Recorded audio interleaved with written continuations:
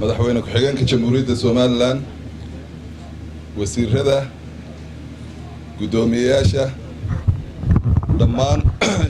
marti sharafta kale ka soo qayb gashay xildhibaanada odayaasha ganacsatada oo aanan soo wada koobi karayn waxaan idinku salaamayaa salaanta islaamka assalaamu calaykum waraxmatullaahi wabarakaatu intaa ka bacdi runtii waa maalin farxadeed waa maalmihii nooc cadadad ahaa ee kolba aynu furi jirnay mashruuca cusub ee ku soo biiray qaranka jamhuuriyadda Somaliland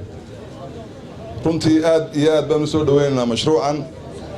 oo la filayo inuu wax badan ka bedelo dhaqaalaha iyo kaabayaasha Somaliland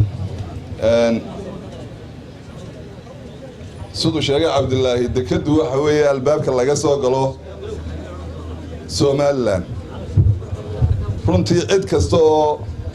maal gashanaysa jamhuuriyadda Somaliland waan soo dhaweynaynaa waana la qabanaynaa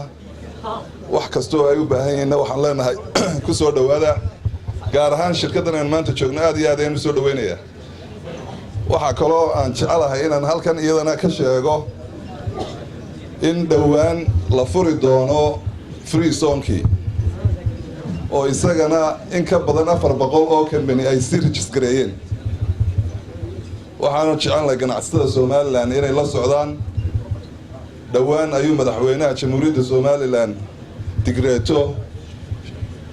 ku baas gareyn doonaa goobtii iyadana loo cayimay waa la dhis doonaa insha Allah sida ugu dhaqsaha badan waxaanan rajaynaynaa mashaariicdan inay gaar ahaan dekadu oo iyada la filayo inay dhamaato bisha September 2020 shirkaddan waxaan ku boorinaynaa iyaduna inay waqtiga ku beegto insha Allah bismillah ta'ala mar labaad iyo mar saddexaad waa soo dhaweynaynaa aad iyo aad ayaa u mahadsantiin dhammaantiin